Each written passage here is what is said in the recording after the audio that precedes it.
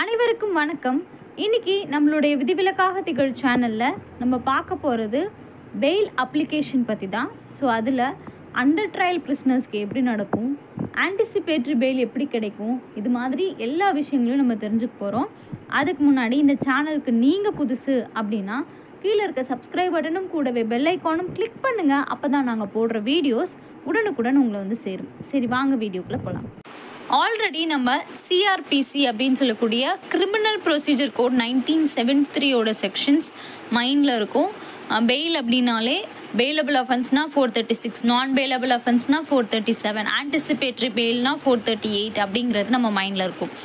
ஆனால் இப்போ புதுசாக வந்திருக்கக்கூடிய பாரதிய நாகரிக் சுரக்ஷா சன்னிட்டா 2023ல் சாப்டர் 35லையும் செக்ஷன் 478லேருந்து 496 வரைக்குமே இந்த provision as to bail and bonds பற்றி தான் பேசுது. சரி, இந்த பெயில்னா என்ன, பாண்டுனா என்ன அப்படிங்கிறத ஆல்ரெடி நியூலி ஆடட் செக்ஷனில் டெஃபினிஷன்ஸ்லேயே நம்ம பார்த்துட்டோம். செக்ஷன் 21Bயில் பெயில்னா என்ன அப்படின்னு சொல்லியிருப்பாங்க. Bail means release of person accused, யார் குற்றம் சாட்டப்பட்டிருக்காங்களோ அந்த நபரையோ அல்லது suspected person of commission of an offence, அதாவது சந்தேகத்துக்குரிய அந்த நபர் அவரையோ from the custody of law என்ன பண்ணுறாங்க, கஸ்டடி ஆஃப் லாலேருந்து ரிலீஸ் பண்ணுறாங்க.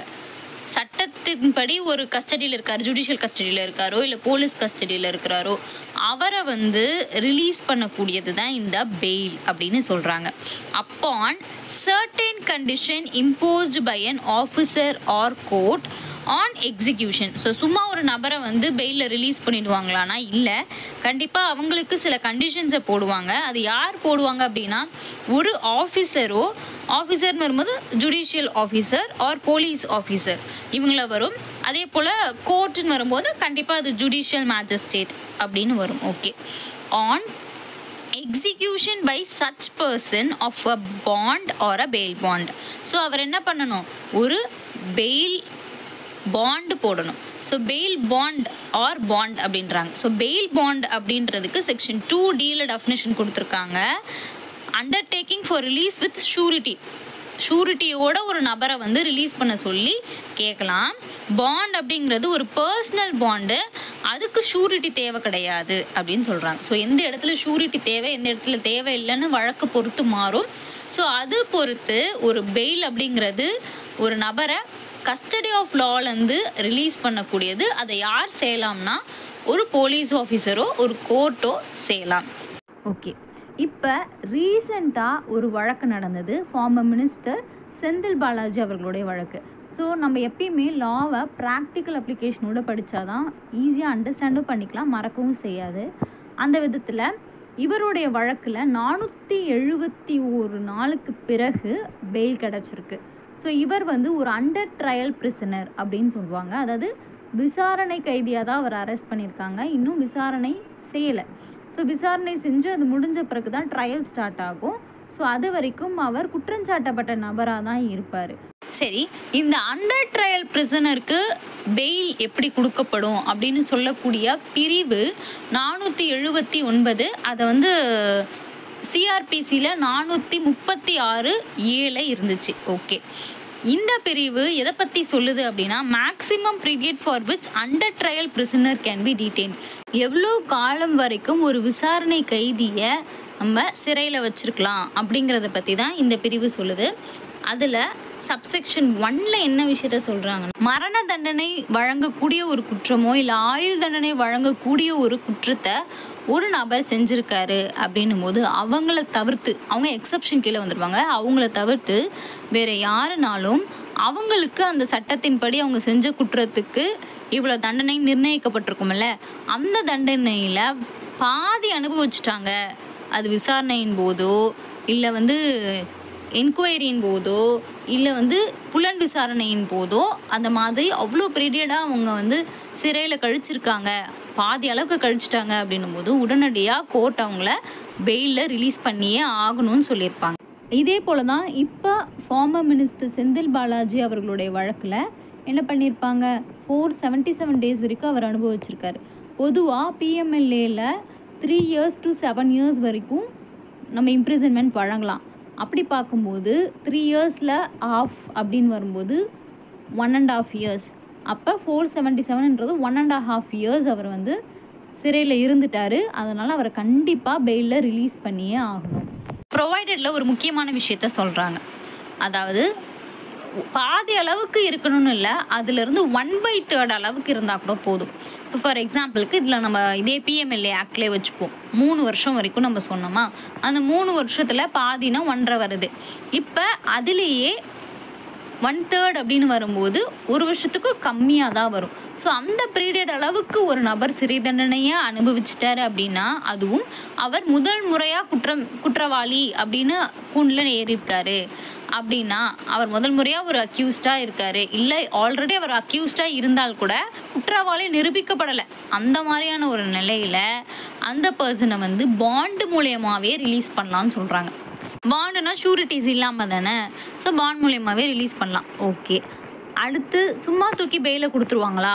கண்டிப்பாக அதுலேயும் ஒரு வரமுறை இருக்குது. என்னென்னா, பப்ளிக் ப்ராசிக்யூட்டர் தரப்புல இருந்து இவர் எதுக்காக இவருக்கு பெயில் கொடுக்கக்கூடாது அப்படிங்கிறத அவங்க தரப்பு ஆர்கியூமெண்ட்டையும் கேட்டு அதுக்கு பிறகு தான் நீதிமன்றம் முடிவெடுக்கும். அடுத்து இன்னொரு ப்ரொவைடர் என்ன சொல்கிறாங்கன்னா, இதில் சொல்லியிருக்காங்க இல்லையா, பீரியட் 1/3 இல்லைனா 1/2, இதை தாண்டி ஒரு நபர் வந்து இம்ப்ரிசன்மெண்ட்டில் இருக்கலாமா அப்படின்னா இருக்க முடியாது. அவர் ஒரு அண்டர் ட்ரையல் பிரிசனராக இருக்காருன்னா கண்டிப்பாக இருக்க முடியாது அப்படின்னு சொல்லியிருக்காங்க. அடுத்து ப்ரொவைடர்லேயே இன்னொரு விஷயம் சொல்லியிருக்காங்க. அக்யூஸ்டு தான் இந்த மாதிரி காலதாமதம் ஆகிறதுக்கு ஒரு முக்கியமான காரணமாக இருந்தார். ரொம்ப நாள் கழித்து தான் அவர் கிடச்சாரு, இல்லை அவர் தான் இந்த அளவுக்கு அவர் இம்ப்ரிசன்மெண்ட் இருக்கிறதுக்கு காரணமாக இருந்தார் ஏதோ ஒரு வகையில் அப்படின்னும் போது, எத்தனை நாள் அவர் காரணமாக இருந்தாலோ அந்த தேதியை வந்து கழிச்சிட்டு மீதி இருக்கக்கூடிய நாட்களை தான் நம்ம கணக்கில் எடுத்துக்கணும் அப்படின்னு சொல்கிறாங்க. அடுத்து சப்செக்ஷன் 2 பொறுத்த வரைக்கும் என்ன சொல்கிறாங்கன்னா, சப்செக்ஷன் 1 இருக்கு இல்லையா, அதில் சொன்ன விஷயங்கள் யாருக்கு பொருந்தாது அப்படின்னா, மல்டிபிள் கேசஸ், பல கேஸ் அவர் மேலே போடப்பட்டிருக்கு அப்படின்னும் போது அவங்களுக்கு இந்த விஷயம் பொருந்தாது அப்படின்னு சொல்கிறாங்க. ஓகே, அடுத்து சப்செக்ஷன் 3ல் என்ன சொல்கிறாங்கன்னா, ஓகே, ஒரு அக்யூஸ்ட் வந்து பாதி காலம் அளவுக்கு அவர் வந்து சிறை தண்டனை அனுபவிச்சிட்டாரு, இல்லை வந்து 1/3 பீரியட் வரைக்கும் அனுபவிச்சிட்டாரு அப்படின்னு யார் வந்து அப்ளிகேஷன் கொடுக்கணும்னா, சூப்பரிண்டெண்டன்ட் ஆஃப் போலீஸ் வந்து கோர்ட்டில் ஒரு அப்ளிகேஷன் போடணும் அப்படின்னு சொல்கிறாங்க. என்ன அப்ளிகேஷன்? பெயில் அப்ளிகேஷன் தான். ஸோ இவ்வளோ காலம் வரைக்கும் அவர் இருந்துட்டாரு அப்படிங்கிறத நீதிமன்றத்துக்கு தெரிவிக்கிற வகையில் ஒரு அப்ளிகேஷனை இவங்க போடணும். அடுத்து anticipatory bail concept YouTube comment செக்ஷனில் கேட்டிருந்தீங்க. ஸோ அவங்களுக்காக இந்த ஆன்டிசிபேட்ரி பெயிலை நான் எக்ஸ்பிளைன் பண்ணுறேன்.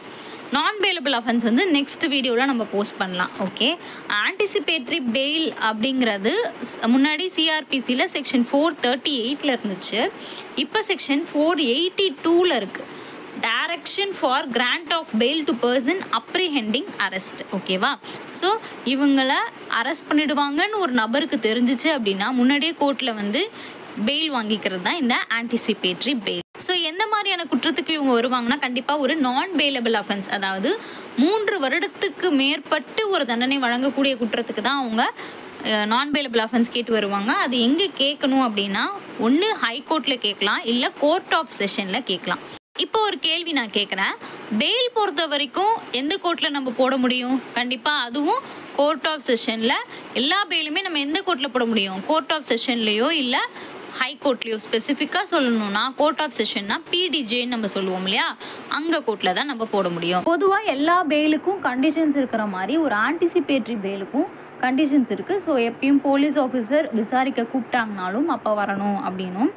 அடுத்து நீங்கள் வெளியில் போய் யாரையும் நீ வந்து இந்த விஷயத்த சொல்லாத, இதை மறைக்கிறதுக்காகவோ இல்லை யாரையாவது பயமுறுத்தி அச்சுறுத்தி இந்த விஷயங்களெல்லாம் நீங்கள் செய்யக்கூடாது அப்படின்னும், இல்லை உங்களுக்கு சாதகமாக சாட்சியை ரெடி பண்ணுறதோ இது மாதிரியான விஷயங்களெல்லாம் நீங்கள் வந்து வெளியில் போயிட்டு செய்யக்கூடாது அப்படின்னு சொல்கிறாங்க. ஸோ சாட்சி கலைப்பு வந்து செய்யக்கூடாது அப்படின்னு சொல்கிறாங்க. அடுத்து நீங்கள் இந்தியாவை விட்டு வேறு எங்கேயும் போகக்கூடாது அப்படிங்கிற கண்டிஷனும் போடுவாங்க. இப்போ அமைச்சர் செந்தில் பாலாஜி அவர்களுடைய வழக்கில் என்ன மாதிரியான நிபந்தனைகள் போட்டிருக்காங்க அப்படின்னா, திங்கள் மற்றும் வெள்ளியில் இடி ஆஃபீஸில் கையெழுத்து போடணும் அப்படின்னும், விசாரணைக்கு முழு ஒத்துழைப்பு தரணும் அப்படின்னும், உரிய காரணமின்றி வாய்தா வாங்கக்கூடாது அப்படின்னும், எந்த சாட்சியையும் கலைக்கக்கூடாது அப்படின்னும், பாஸ்போர்ட்டை நீங்கள் சரண்டர் செய்யணும் அப்படின்னும் கண்டிஷன்ஸ் போட்டிருக்காங்க. சப்செக்ஷன் 3ல ஒரு போலீஸ் ஆஃபீஸர் வாரண்ட் இல்லாமல் ஒரு ஆன்டிசிபேட்டரி பெயில் வாங்கின அக்யூஸ்டை வந்து அரெஸ்ட் பண்ணலாமானா பண்ணலாம். அவங்க வந்து அந்த வாரண்ட்டை அவங்க அரெஸ்ட் பண்ணுற டைம்லேயோ இல்லை அது மாதிரி இருக்கக்கூடிய நெருக்கமான டைம்லேயோ வந்து ரெடி பண்ணிவிட்டு அவங்களுக்கு பெயிலும் கிராண்ட் பண்ணலாம். ஸோ அதன் பிறகு மேஜிஸ்ட்ரேட் இதை காக்னிசன்ஸ் எடுக்க முடியுமா அப்படின்னா மேஜிஸ்ட்ரேட் காக்னிசன்ஸ் எடுத்து பெயிலபிள் வாரண்ட் கூட இஷ்யூ பண்ணலாம். ஆனால் ஒரு விஷயம் நடந்திருக்கணும். என்னென்னா ஹைகோர்ட்லேயோ கோர்ட் ஆஃப் செஷன்லேயோ தானே இவங்க ஆன்டிசிபேட்டரி பெயில் வாங்கியிருப்பாங்க. அங்கே இவங்களுக்கு டைரக்ட் பண்ணியிருக்கணும், நீங்கள் இதை செய்யுங்க, பெயிலபிள் வாரண்ட்டை இஷ்யூ பண்ணுங்கள் அப்படின்னு சொல்லி மேஜிஸ்ட்ரேட்டுக்கு அவங்க டைரக்ட் பண்ணியிருக்கணும். சப்செக்ஷன் 4 பொறுத்த வரைக்கும் இந்த செக்ஷன் எதுக்கெல்லாம் பொருந்தாது அப்படிங்கிற மாதிரி சொல்லியிருப்பாங்க. ஸோ என்ன மாதிரியான குற்றங்கள்னால் செக்ஷன் 65 அதாவது ரேப் அஃபென்ஸுக்கும் செக்ஷன் 70 சப்செக்ஷன் 2 கேங் ரேப் இருக்கு இல்லையா, இது மாதிரியான குற்றங்களுக்கு நம்ம ஆன்டிசிபேட்டரி பெயில் வாங்க முடியுமானா வாங்க முடியாது அப்படின்னு சொல்கிறாங்க. ஓகே, ஆன்டிசிபேட்டரி பெயிலை பற்றியும் அண்டர் ட்ரையல் பிரிசனர்ஸை எப்படி பெயில் கிராண்ட் பண்ணுவாங்க அப்படிங்கிறத பற்றியும் டீட்டெயிலாக தெரிஞ்சுக்கிட்டோம். இந்த வீடியோ உங்களுக்கு பயனுள்ளதாக இருக்கும் அப்படிங்கிறத நான் நம்புகிறேன். ஸோ இது போல் வேறு என்ன வீடியோஸ் போடணும் அப்படிங்கிறத கமெண்ட் செக்ஷனில் போடுங்க. அது மட்டும் இல்லாமல் இந்த வீடியோ யாருக்கெல்லாம் பயனுள்ளதாக இருக்கும்னு நீங்கள் நம்புகிறீங்களோ அவங்களுக்கெல்லாம் ஷேர் பண்ணுங்கள். நன்றி, வணக்கம்.